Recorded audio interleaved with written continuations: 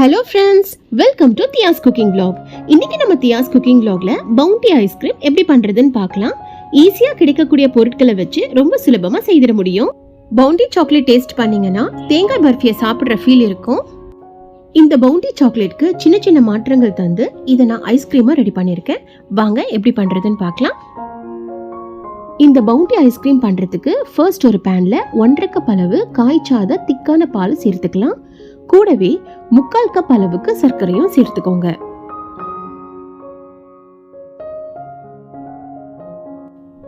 சர்க்கரை கரையிற வரைக்கும் நல்லா கலந்து விட்டுக்கிட்டே இருங்க. இந்த பாலை மீடியம் ஃப்ளேம்ல வச்சு 2 நிமிஷம் போல கொதிக்க விடுங்க.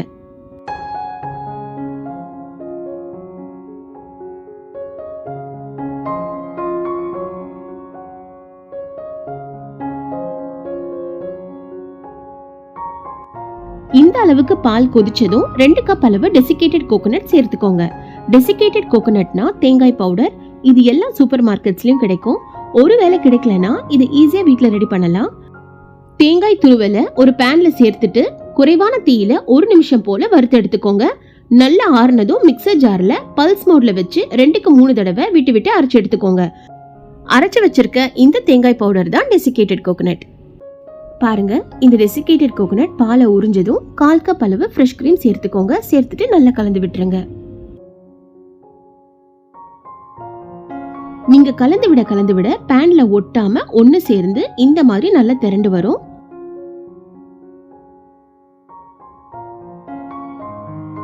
உருண்டையா பிடிக்கிற அளவுக்கு இந்த பதம் இருக்கணும். கொஞ்சமா சின்னதா உருண்டை பிடிச்சு பாருங்க, பிடிக்க வருதுல்ல.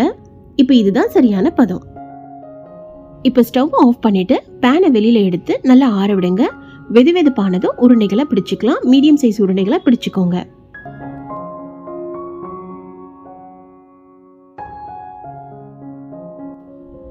உருண்டைகளை பிடிச்சதுக்கு அப்புறமா இந்த மாதிரி ஷேப்புக்கு கொண்டு வாங்க.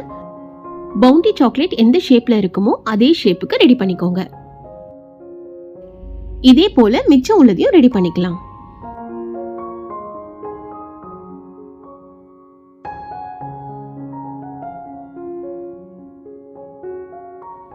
தேங்காய் பர்ஃபி எல்லாம் ரெடியா இருக்கு. இப்போ இதை 1 மணி நேரம் ஃப்ரீசர்ல வச்சிருங்க.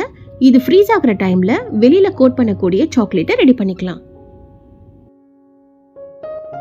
சாக்லேட்டை உருக்குறதுக்கு நான் இந்த பிராண்டோட மில்க் சாக்லேட் எடுத்திருக்கேன். ஒருவேளை உங்ககிட்ட இது இல்லைன்னா நீங்க டெய்ரி மில்க் சாக்லேட் கூட யூஸ் பண்ணிக்கலாம். 300 கிராம் அளவு எடுத்திருக்கேன். இந்த சாக்லேட்டை இந்த மாதிரி நீங்க சாப் பண்ணாலும் ஓகே, இல்லைன்னா கிரேட்டர் யூஸ் பண்ணி நல்லா இதை துருவிக்கோங்க. இந்த சாக்லேட்டை சூடு தாங்கக்கூடிய அடிகனமான உள்ள பாத்திரத்துல இதை மாத்திக்கலாம். ஒருவேளை நீங்க கிளாஸ் பவுல் பயன்படுத்த போறீங்கன்னா சூடு தாங்கக்கூடிய கிளாஸ் பவுலை யூஸ் பண்ணிக்கோங்க. டபுள் பாய்லர் மெத்தட்ல தண்ணி இருக்கக்கூடிய பாத்திரம் நல்லா சூடானதும் சாக்லேட் வச்சிருக்க பாத்திரத்தை அது மேல வச்சிருங்க. சாக்லேட் டக்குன்னு உருகாது, அதனால 4 டீஸ்பூன் அளவு கோகோனட் ஆயில் சேர்த்துக்கோங்க. கோகோனட் ஆயில் இல்லைன்னா மெல்டட் பட்டர் 4 டீஸ்பூன் அளவு சேர்த்துக்கோங்க.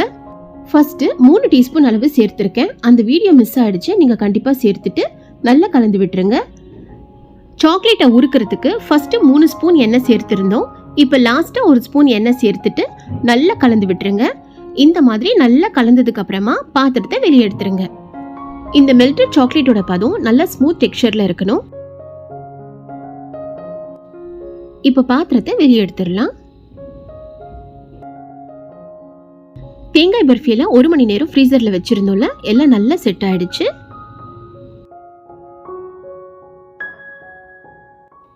மெல்ட் பண்ணி வச்சிருக்க இந்த சாக்லேட் நல்லா ஆறி வெது வெதுப்பானதும் ரெடி பண்ணி வச்சிருக்க பர்ஃபி எடுத்து கோட் பண்ணிக்கலாம்.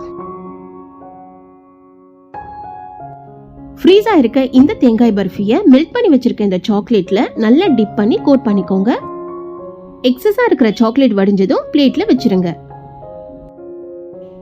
பவுண்டி சாக்லேட் மேல 3 லைன்ஸ் இருக்கும்ல, அதே போல 3 லைன்ஸ் இது மேலயும் மார்க் பண்ணிக்கோங்க.